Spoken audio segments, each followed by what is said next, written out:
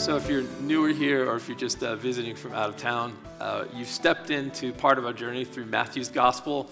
It's Jesus' friend, student, apostle, Matthew, and his accounts of the life and times of Jesus Christ. A lot of key conversations that he was a part of and observed that he recorded for us. Some of Jesus' dialogues or sermons or discourses, however you term that he gave to people, and just a lot of his everyday interactions. And so we get a window in to what Jesus' life was really like. And not just a window in, but the broad picture of this book is it invites us to become part of God's people.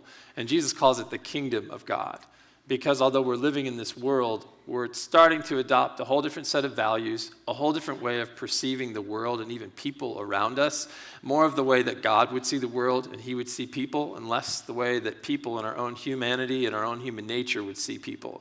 And sometimes I think when we think about it, we're so human that we fail to realize what God's perspective really is. So it's important that we look at Jesus and how he interacts with people, because he takes us outside of ourselves and helps us to see ourselves and the way that we really are going to live in God's kingdom in ways that we would never notice otherwise. And where we're at as far as a point in time, we're walking through Jesus as he goes up to Jerusalem for the Feast of the Passover. This is the same point in time where he's going to be arrested, betrayed, crucified, and then later raised again. So we're just days before all of these really climactic events happen in the story of Jesus' life, and things that provide a way of salvation, a way of reconnection for us to God as well. And in this point in time, Jesus has been telling some parables. We talked about those the last couple of weeks.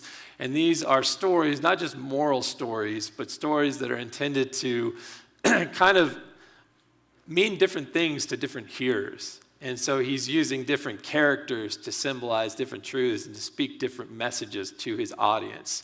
And some of those people are some of the Jewish political and religious leaders. And those messages are pretty straightforward messages that they are not interested in hearing. And that's kind of the environment to which we come into these conversations today. And the response of these political and religious leaders is a little bit one of conflict, let's put it that way. And they're starting to go on the offense and starting to attack Jesus in different ways.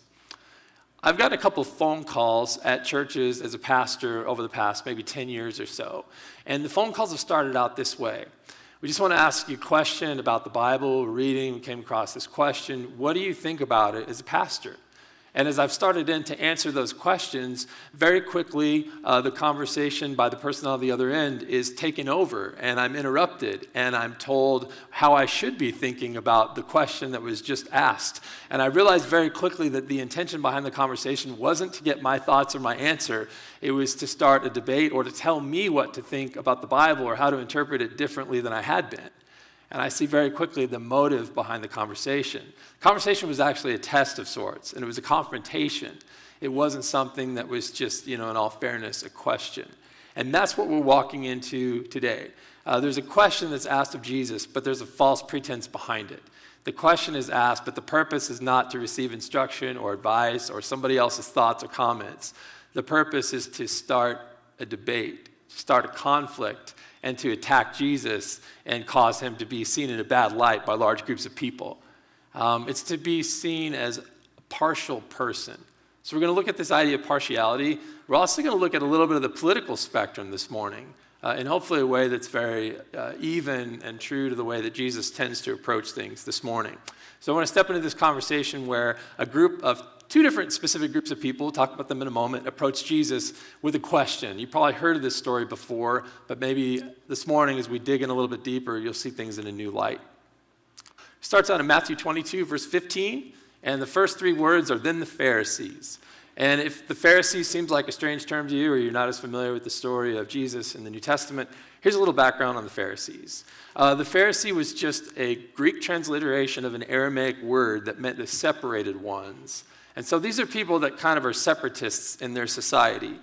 And they claim that their way of interpreting the Torah, the first 5 books of the Bible of Moses, their way of seeing the Hebrew Bible, and their oral traditions, so the extra kind of rules and interpretations that they attach to the Old Testament, their way is the right way because their way is the way that Moses would have done it, And Moses was 1,500 years almost removed from this point in time. But yet these leaders believed that they had Moses' interpretation. So their way was the right way. And they had the correct reading and understanding of all these Old Testament laws and traditions that the Jews followed. So if you want to know the right answer, come to a Pharisee and they'll straighten you out. They'll tell you the way Moses thought. They also believed that everything in the Hebrew Bible, the entire Old Testament as we would call it, was the authority of God, whereas some other religious groups at this point in time did not accept everything as teaching from God. Finally, they believed in being separated, because that's what their name was called. And they separated themselves from all other ethnic groups. They would only spend time with Jews, people who were born Jewish ethnically. They separated themselves from anything that could be thought of as ritually unclean. And there's a lot of Jewish laws in the Old Testament that pertain to cleanliness. And then they also separated themselves from any other Jews who were not religious people. So pretty much, you only gather around people exactly like yourselves. And you know the right answers for every interpretation of what God says and how you should live it out practically in life. Those were the Pharisees. It says in verse 15, then the Pharisees went and they plotted how to trap Jesus by what he said. So they're getting together and they have a little conference. Maybe they go into, a side huddle in somebody's living room or something in the area, and they're collecting all these Pharisees around, and they're thinking, how can we put Jesus into an impossible situation where he says something that opposes God's law, or where he mistreats people, some people at least, or where he causes division among the people in Jerusalem? What can we do to put him in a scenario like that? And then it says, so the Pharisees, they had disciples too. They had students that they were training up. So they called their young proteges in, their students, and the literal term is they apostled them. That's what the word apostle means. It's somebody who's sent out. But they didn't send somebody out to teach God's kingdom. They didn't send somebody out to heal or to alleviate suffering like Jesus did. They sent their students out to be deceptive to Jesus. They sent them out to trap Jesus and to try to divide the people against Jesus. And if those are the intentions, it shows you something about the Pharisees' hearts, right? Even though they had all the right answers, they understood God and the Old Testament and how things should be interpreted in the Hebrew Bible. They really didn't have a heart that matched, and their motives were something altogether different. Showed us something about their hearts. Why would they want to trap Jesus? Based on what we've talked about the last 3 weeks. So the last 2 or 3 weeks, we did some strange stuff here. We invited a lot of audience participation and answers to questions. So I'm going to bring that in a little bit today, maybe to a slightly lesser degree than last week. But from what you know from the last couple of weeks, if you've been here in person or watched online, why would these religious leaders, Pharisees and others, want to trap Jesus, want to make him look bad or divide him against certain groups of people? What do you think? They were afraid of him. Afraid of him? Power over the people. Okay, maybe they're afraid of his power over the people, or maybe they're even jealous of his power over the people, but it could have been that. Sure. Yeah. Any other thoughts? Why would they want to trap Jesus? Their security instinct was hurt or threatened. Okay, security instinct was hurt or threatened. Yeah, there's security. Any other thoughts? Jesus was introducing concepts of grace and mercy and love for many ethnic groups, and this was a great threat to the sect. Okay, sure. Yeah, remember they were separatists, right? They separated from everybody else, and Jesus was welcoming in all these other groups, at times even other ethnic groups, Samaritans, for example, and especially people that didn't have good reputations, people who were prostitutes, people who were tax collectors, who obviously were financially abusing people in the communities and on the side of Rome. Yeah, and as well, Jesus had said some things in these parables, and these religious leaders were aware that Jesus was talking about them, right? The fig tree that wasn't bearing any fruit, that was going to be destroyed or that withered, that was really a picture of them as leaders. Those 2 sons that the father sent out to work in the vineyard, the one who said, sure, Dad, I'll do what you say, and then he just never showed up because he had other priorities. That was a picture of them. The people who were violent and attacked the king's servants, that was actually a picture of them. And so they had gotten angry at some of these parables because they knew that Jesus was confronting them and speaking to them. So they're starting to go on the attack and on the offense. But the next few words, I've glanced over this. I've never thought this was significant, but this is actually really odd if you're reading this in Matthew's time. It says the Pharisees, and then it says along with the Herodians. So the Herodians, followers of King Herod and Herod's descendants. If you know Herod, you probably know him from Luke 2, like the story of Jesus' birth, where shortly after Jesus was born, Herod sent soldiers out to destroy all the children 2 years old and under in Bethlehem. He was a very mentally ill individual, a very power-hungry, a very somebody who, he had some of his sons and wives killed because he was afraid they were going to try to take his power away. So he's a very paranoid individual. And then he had some sons who were in power, one of them specifically, at this point in time in history. And it's very weird that the Herodians would team up with the Pharisees, because the Herodians and the Pharisees were actually politically enemies at this point in time. They were opposites. Here's little details on that. The Pharisees, there were a few different groups of people. Think of it as almost like two political parties, right? Similar end goal, but two different parties. The Pharisees and a couple other groups called the Essenes and the Zealots. The Pharisees had a more like passive approach, I'd say passive-aggressive approach to confrontation. And then the Essenes were just like, we're going to go live in a community by the Dead Sea. They're the ones that wrote the Dead Sea Scrolls and some of those manuscripts that you read about. And then the Zealots are the people that are like, revolution, revolution, oppose the Romans. And so they're all against Rome, but they approach it a little bit differently. They believe in either passively or actively resenting and resisting the Roman taxes, the Herods, who are the kings that Rome has actually put in power, like puppet kings, client kings, the Roman officials who are clearly in power in the land that God gave them as an inheritance, and all the garrisons of Roman soldiers that are encamped around Jerusalem and surrounding cities. They want to resist the Roman occupation, the Roman influence on society. The Herodians have a totally different approach. They're teamed up with the Sadducees at this point in time and the scribes, and they think that the best road is to actually appease Rome by paying taxes, by supporting Herod's dynasty, by submitting to Roman rulers, so that their way of life and the Sanhedrin, which is the ruling body, the Jewish ruling body, that's sort of like a court that still has a fair amount of power to make decisions, and the temple worship will continue. Because if you oppose Rome, they just come in and destroy your city. And so one group is saying, well, let's just appease Rome. And the other group is saying, revolution, resistance. This is how we approach Rome. And so for these two political enemies to team up is really odd. Why would two people on politically opposite, polar opposite spectrums, why would they unite? What do you think? This is Q&A time. So why would that happen? What would cause that to happen? Think about it in terms of political opposites that you experience here in the United States today, or wherever you're from. Why would people team up on opposite sides of the political spectrum? The enemy of my enemy is my friend. Okay, yeah. We both have a common enemy, right? We are both against this enemy, so we're going to get on the same team for a while. Perhaps, yeah. Like a common threat, a common enemy. Any other thoughts?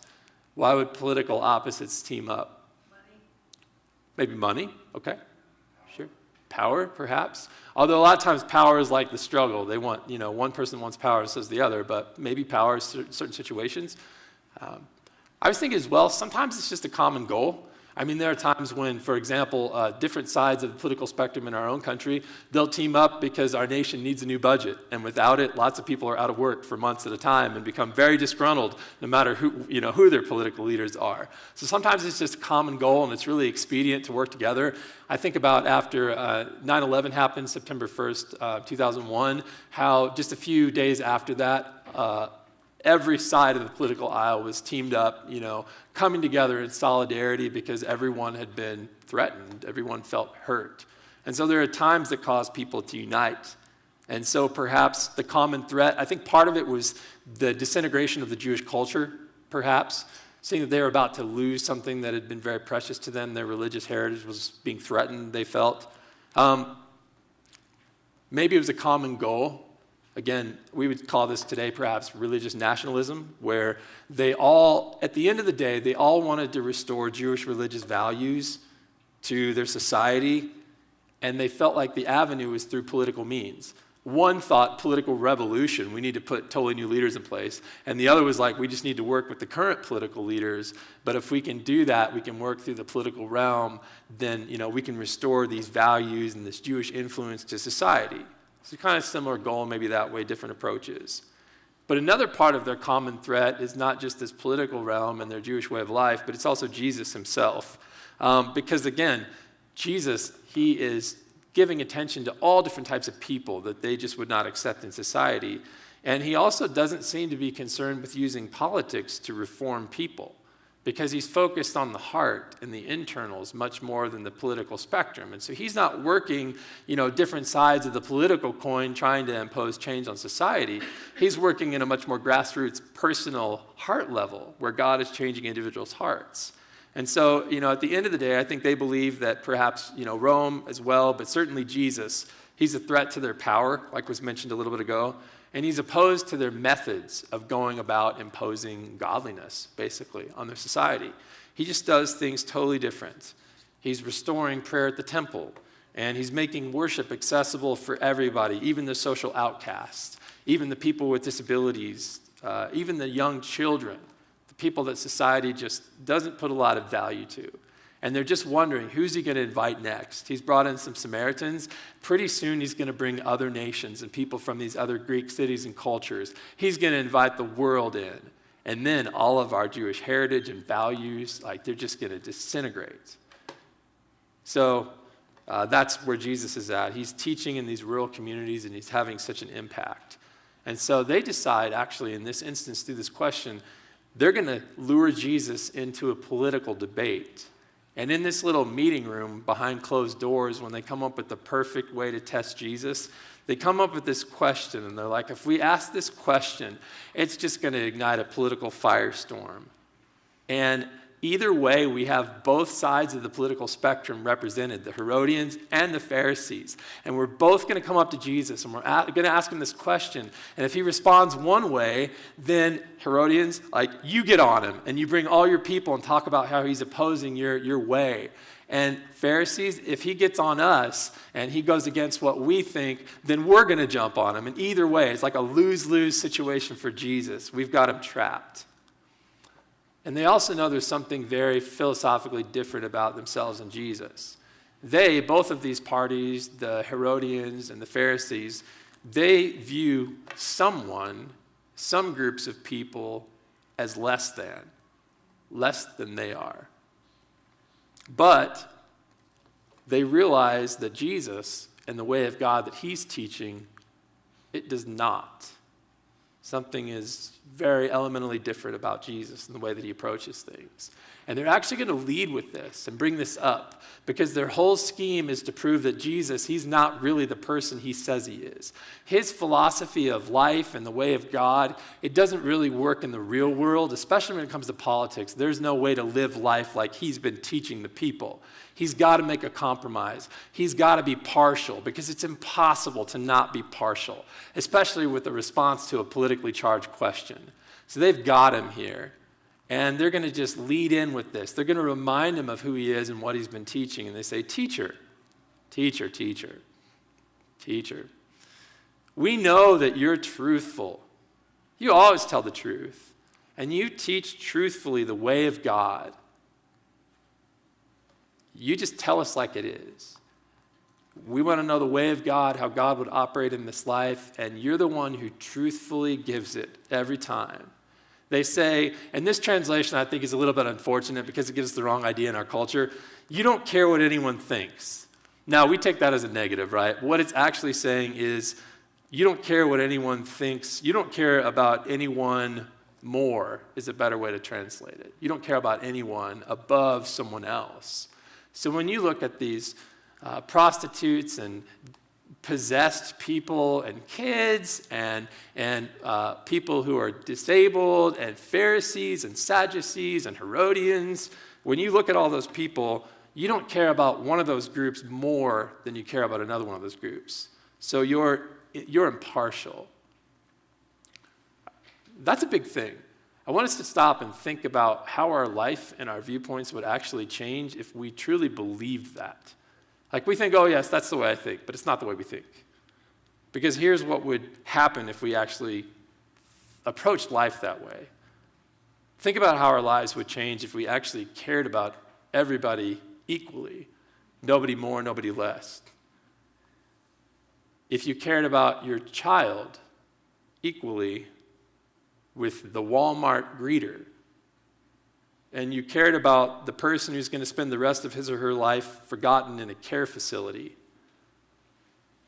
like you cared for your child, like you cared for the illegal immigrant in your community who doesn't even speak your heart language, like you cared for the gay couple that moved in next door, like you cared for the single teen mom who decided to keep her baby despite the fact that she would never go to college and she'd live the rest of her life perhaps in poverty and lack support.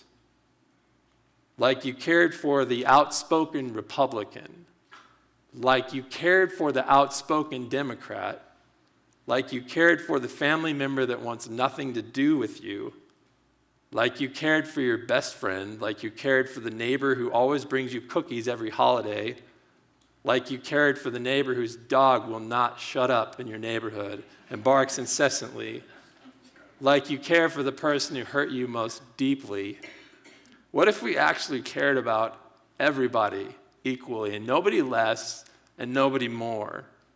What if we attempted to actually love all of our neighbors, the people that are near us in life, like we love ourselves?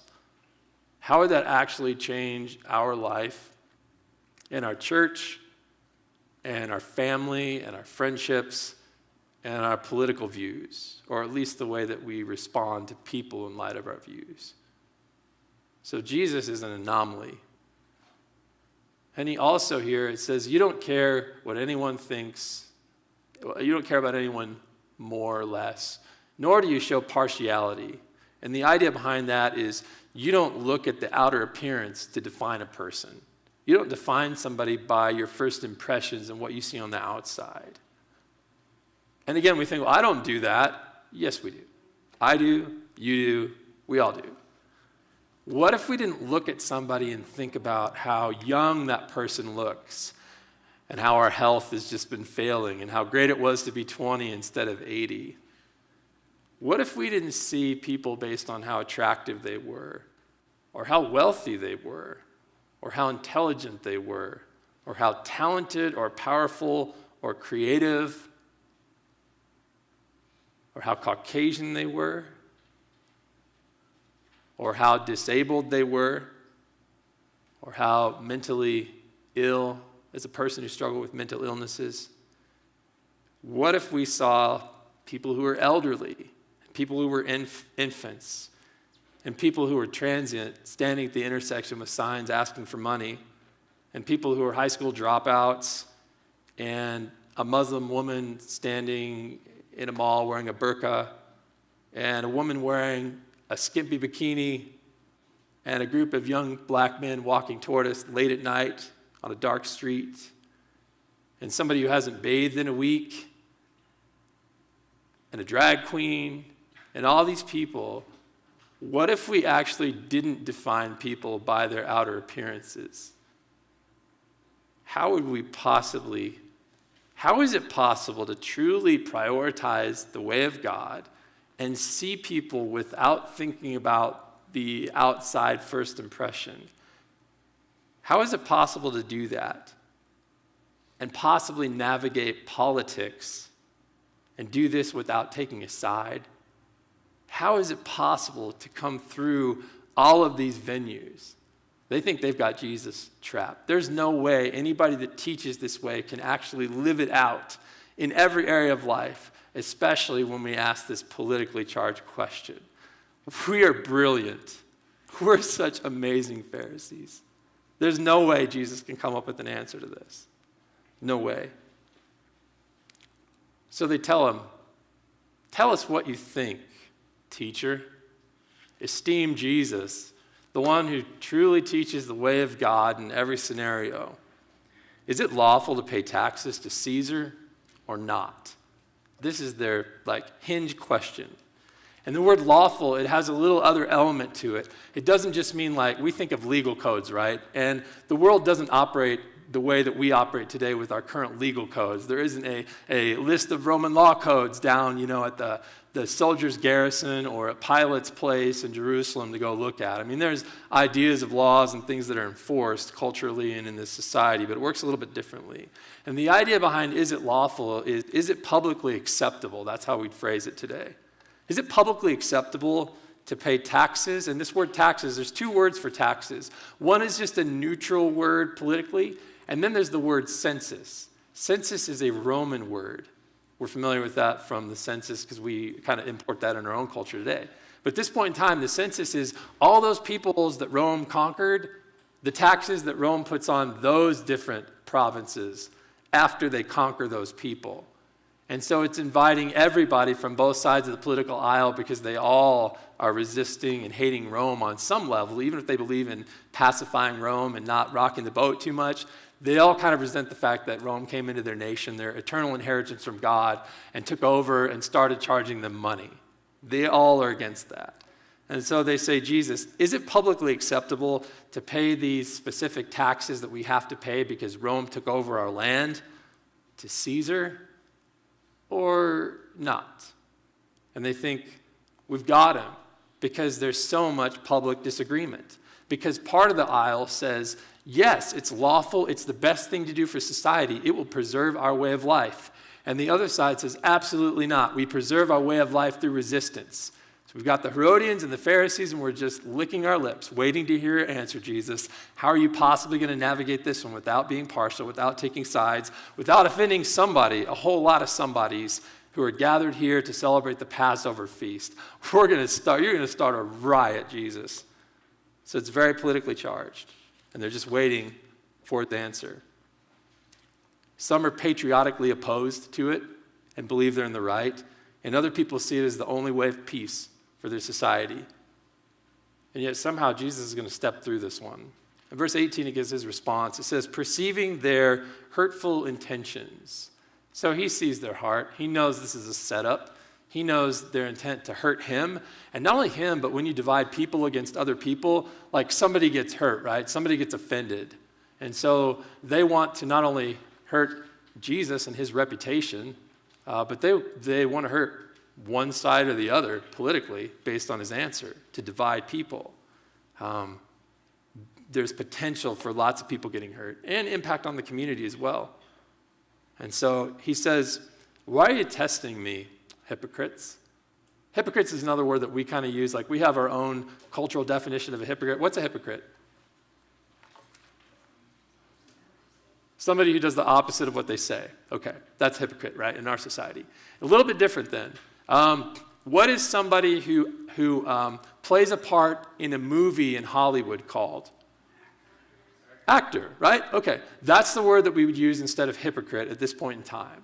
Jesus was calling them actors, stage actors to be specific, because in the Greek and Roman society, they had theaters all over, and so these actors would stage performances. With a performance, you're going to memorize lines, and you're going to play a part, and maybe even wear a mask so that you represent a character that you're not. And that's what Jesus was saying. He wasn't being harsh to them or even calling them out, saying like, you don't do what you say at all. He was saying, you're acting, you're performing. You're actually pretending. And he sees their heart. He sees their performance. This is a setup, right? They went over these lines. They went over this question. It's a plan. It's not really genuine coming from their heart. And what's interesting is, and God does this, a lot of times when we test God, God returns the favor. And he'll turn around and do things that test us. And so Jesus flips this. And they're here to test him. And he actually tests them with his response. Here's another question for you. Why might God test people, test us humans? What do you think? See where their heart's at. Who said that? Ah, good thought. Maybe so we can see ourselves where our heart's at. Yeah. He wants to see where our heart's at. He wants us to see where our heart's really at. Any other thoughts? There's probably a lot of answers to that question. What do you think? Yes? To increase our faith. Sure, of course. Yeah. How are we going to walk through this? Who are we going to rely on through this? Are we going to see it as hopeless? Yeah. Any other thoughts? Why might God test us? Teach us something? Sure. Make us more empathetic to others who are. Okay. Yeah, increase our empathy. Sure, right? Because if I've gone through something, then I feel it. For example, a couple years ago, one of our 6-year-old son, at the time was 4 and went through surgery. And as a parent, watching your son go through a surgery and being in that position where they're hurting and you're helpless, it made me relate with other parents who have watched their kids have surgeries in a whole different light, right? Sometimes those tests give us empathy. There's a lot of different reasons behind it, but it does tend to a lot of times show us something about our hearts. And you see this in the Old Testament backed up with why God allowed Israel to just walk around the desert for 40 years as well. One of the things God actually says was what Shirley said, to test their hearts, to show them, like Sue said, what was in their own hearts. Maybe that's part of the reason here with the Pharisees. It's not because God wanted to spite them or say, you're testing me, so I'm going to test you. So deal with this chaos for a while or this discomfort. He's actually kind at heart. And even to the people that are being so antagonistic with him, he wants them to see something about themselves because he loves them. And he wants them to be more acquainted with reality. And I would say the way of God that he teaches truthfully to everybody. So here's how he responds. He says, can you show me that coin that's used for the census tax for Rome? So they say, all right, sure. And they bring him a coin called a denarius. And he says, whose image and inscription is this on this coin? And if you look at a denarius of this period of time, I should have put one up on the screen. I didn't put one up today. But on one side is the current Caesar, Tiberius, the son of Caesar Augustus. He's still on the throne when these coins are being minted. And so his face, the emperor's face, is on one side. And then there's also an inscription next to the emperor's face. Here's what the inscription says. Caesar Augustus Tiberius, son of the divine Augustus. So it says, I'm the emperor of the Roman world. My father who went before me is now a god. I am the son of a god. And that's what it says on the inscription, on the coin. He says, that's what it says. They say Caesar's in response. And so he has this response that really navigates things in a whole different way, because you expect Jesus to say, well, yes, it's lawful, or no, it's not lawful. And Jesus does what he so often does. He asks a question. And the question reveals so much about where people's hearts are at, maybe where our heart's at as well. So they respond, Caesar's, and he says, well, if Caesar's picture is on there, and if it says that, he's Tiberius Caesar, son of the god Caesar Augustus, why don't you just give him what belongs to him? And why don't you just give God what belongs to him too? And navigates all of that in an amazing way. But his response is meant to point them towards some deeper, more significant truths. They're focused on all these divisions and political divisions in their society. And Jesus says, let me give you a different direction to head. Let me introduce you to the way of God in truth that I've been teaching people all along. But here's a couple more insights. Here's one of the things that we learned from that. Things belong to Caesar, both to Caesar and to God. And the same is true in our world today. Things belong to government and leaders in our world, our day and age. And a lot of times they have some pictures of some important people on them, like our money, currency, or other things. But things belong to our country, to our government. And, there's things that really belong to God, that are God's in this world today too. And it's interesting because the things that at this point in time belong to Caesar, they've got his image on it, his picture and his inscription on it, right? They're marked by Caesar. That's how we tell what belongs to Caesar at this point in time. It's got his picture on it, his inscription. But then Jesus leaves the other half of that open-ended. He doesn't say anything about the things that belong to God. So what do you think are God's things here? This is a question for you. We know it's Caesar's. It's this coin, and some other things in the Roman Empire. But what belongs to God? Huh? Everything else? Okay. Everything, period. What are your thoughts? What belongs to God? Your hearts? Okay. What else belongs to God? You do? I want to ask the question Jesus asked a couple weeks ago. What do you think, right? Because that's this perpetual question, right? What else belongs to God? Humans, okay. What else do you think? Got some good answers. Your soul? I want to throw this out to you because I think there might be something to this. The things that belong to Caesar are the things that bear his image. Maybe the things that belong to God are the things that bear his image. What might bear God's image? First and foremost, us, right? We know in Genesis 1, God created humanity in his image, to rule his creation, to cultivate his world in his image, male and female, to have that role. And first and foremost, perhaps he's saying to the people listening, you should give Caesar the things with his image on it, and you really should give God the things with his image yourselves. Isn't that interesting insight? He didn't give them a political answer. He didn't divide two different groups. He really told them the way of God in truth. And he did it by leaving that blank in there. And then he said, giving back really makes sense. Because the same term, it's not the word forgive, it's the word forgive back in the Greek New Testament. And so he's saying, you have certain things because of Caesar. You should give back those things to him. And you have certain things because of God. So maybe you should give back to him. And then he leaves it open-ended for us to continue to think about. And we're never going to define all of that out, right? If we sat and talked here for 2 hours and said, well, what can we give back to God? What's he given to us? We just have a list that keeps on going. But those are great dinner table conversations, or conversations with friends, or ways to just sit down and think and reflect. Did you have a comment? Yeah, I think your thoughts would be big. I would think that you're exactly right. Yeah. It's a scary world, right? We want to keep our thoughts to ourselves and pretend like no one, not even God, knows about what happens there. Yeah. So it says when they heard this, the last verse, we're wrapping up now, they were amazed. Maybe part of the reason why they were amazed is because somebody could actually live out the way of God and provide practical and spiritual guidance in a climate of this intense political debate, yet in a way that didn't cause offense, it didn't treat one group as less than another, and it didn't show any partiality. And only the way of God can navigate such a partial world like that. But yet, that's the way of God in truth. And that's the example that Jesus sets before us as well, and what he calls us to also. I got a few follow-up questions for you just to think about, and they're on those bulletins, the small pamphlets that you were handed as you came in. I think there's some extras on the table as well.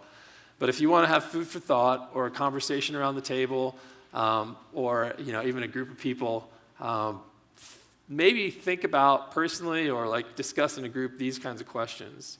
Can the true way of Jesus, the way that Jesus taught life in his kingdom operates on earth, the value systems in God's kingdom, can you bring that about by religious nationalism, by basically using a political means to restore different types of morals, different types of religious values that you feel like have been lost in a society?